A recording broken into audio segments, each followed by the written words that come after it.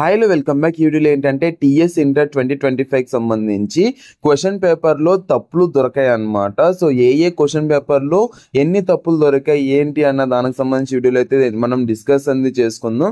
So ఇంకా వీడియోని skip చేయకుండా చివరిదాకా చూడండి. అలాగే వీళ్ళకైతే మార్క్స్ అనేది యాడ్ చేస్తారు, అలాగే వీళ్ళని అయితే పాస్ అనేది చేస్తారు అనమాట.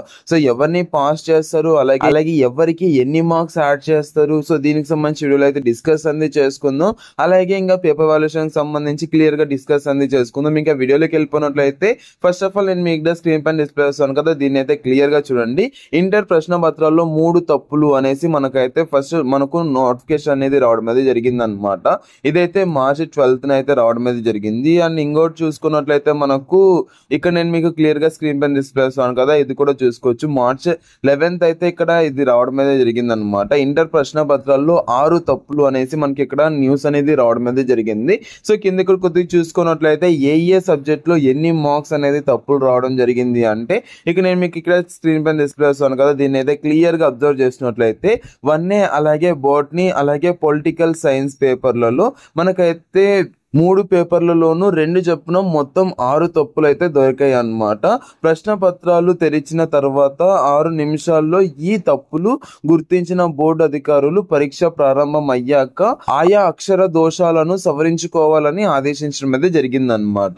బట్ బోర్డ్ ఆఫ్ ఇంటర్మీడియట్ ఎంత అప్డేట్ ఇచ్చినా కూడా ఎగ్జామ్ స్టార్ట్ అయ్యాక ఇలా అప్డేట్ ఇస్తే చేంజ్ అనేది చేయడానికి అవ్వదు కదా ఎగ్జామ్ స్టార్ట్ అయ్యాక. సో దట్స్ వై అంటే ఎగ్జామ్ స్టార్ట్ అయిన తర్వాత 6 నిమిషాల తర్వాత వాళ్ళైతే ఈ యొక్క పేపర్ లో ఇన్ని తప్పులు అనేది ఉన్నాయి అనేసి వాళ్ళైతే గుర్తించడం అయితే జరిగిందనమాట.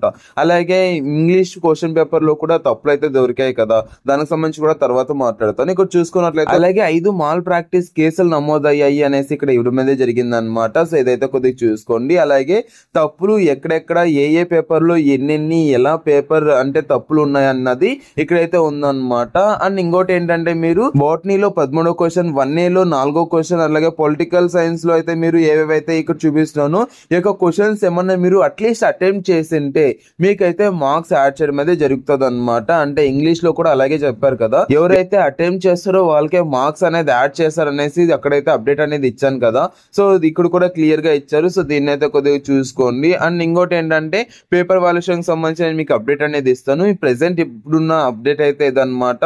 అండ్ మ్యాథ్స్ లో అండ్ ఇంగ్లీష్ లో కూడా మనకైతే తప్పులు అనేది దొరికాయి. సో దానికి సంబంధించి కూడా నేను నెక్స్ట్ వీడియో అనేది చేస్తాను. సో దానికోసం సబ్స్క్రైబ్ అనేది చేసుకోండి. అని ఇక్కడ చూసుకున్నట్లయితే గణితంలో 4 ప్రశ్నలు నమస్తే తెలంగాణలో కూడా ఎక్కడైతే చూపిస్తున్నారు. సో దీన్ని కూడా కొద్దిగా చూసుకొని చదువుకోండి ఓకేనా. సో ప్రెసెంట్ అయితే 6 తప్పులు అయితే దొరికాయి అన్నమాట. సో దీనికి సంబంధించి అంటే మార్క్స్ ఎలా యాడ్ చేస్తారు, ఎన్ని మార్క్స్ యాడ్ చేస్తారు, దీనికి సంబంధించి అటెంప్ట్ చేసిన వాళ్ళకి మార్క్స్ యాడ్ చేస్తారా, లేదంటే అటెంప్ట్ చేయకుండా ఎన్ని మార్క్స్ యాడ్ చేస్తారు, దీనికి సంబంధించి నెక్స్ట్ మనం వీడియోలో అయితే మాట్లాడుకుందాం. అప్డేట్ అనేది అఫీషియల్ గా అప్డేట్ వచ్చాక నేను మీకు అయితే అప్డేట్ ఇస్తాను. అండ్ నార్మల్ గా ఎవరికి యాడ్ చేస్తారు అంటే లాస్ట్ ఇయర్ చూసుకున్నట్లయితే ఎవరైతే అటెంప్ట్ చేశారో వాళ్ళకైతే మార్క్స్ యాడ్ చేశారు. అండ్ ఇప్పుడు 6 అంటే చాలా మార్క్స్ అనేది యాడ్ చేయాల్సి వస్తుంది కదా. సో అన్ని మార్క్స్ అనేది యాడ్ చేస్తే ఇఫ్ ఇన్ కేస్ మీకు బార్డర్ లో ఉన్నారు అనుకోండి, సో బార్డర్ లో ఉండే వాళ్ళకి ఎవరైతే తక్కువ మార్క్స్ వచ్చాయో వాళ్ళకైతే ఈ యొక్క మార్క్స్ అనేది యాడ్ చేశారు అనుకోండి, అక్కడ పాస్ మార్క్స్ అవుతాయి. సో అలాగైతే పాస్ చేయడం అయితే జరుగుతుంది అనమాట. సో దాని నుంచి తమిళనాడులో కూడా అలా పెట్టాను.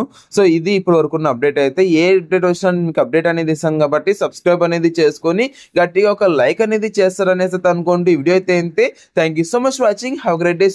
Signing off from junior education. And మీకు ఎగ్జామ్ అనేది ఎలా రాశారు, అలాగే ఈ యొక్క క్వశ్చన్స్ అన్నది మీరు అటెంప్ట్ చేశారా లేదా అనేది తప్పకుండా కామెంట్ సెక్షన్ లో కామెంట్ చేయండి గైస్. థ్యాంక్ యూ అండ్ జై Hind. Have a great day.